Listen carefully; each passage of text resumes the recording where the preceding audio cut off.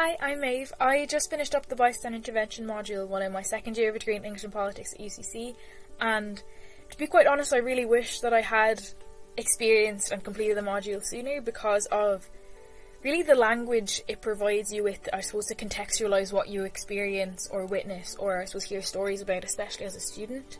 I think working through the programme and noticing how accessible it was and how it wasn't accusatory in any way, shape or form. I mean, it wasn't pointing any fingers at anyone. It was really allowing you to see certain scenarios just from a bird's eye view, and it was giving you the language of being able to intervene at the situations where you perhaps see something that doesn't sit right with you. I think that's really the main thing I took away from the programme, of noticing the difference between being a bystander and witnessing something and being the active bystander who can intervene or can say something. And I think it really gave the language for that throughout the programme without coming at you in a way that was very hands-on, if that makes sense. I think I in particular came into the programme as someone of, oh, what more can I learn about consent? You know, it's an individual thing that you practice, that you have to pay attention to and to coordinate with yourself at all times.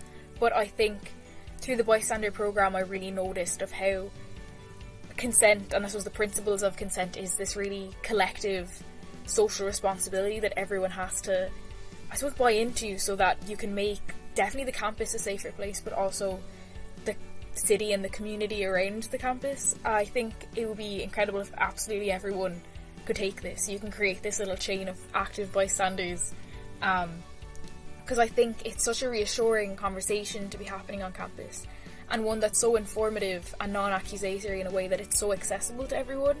I think as I came into the programme in particular, I was kind of conscious of the fact maybe it was going to be very direct or very, I suppose, graphic, and I don't think that was the case even personally. I didn't find myself getting incredibly upset at any points because the supports are there so always and completely.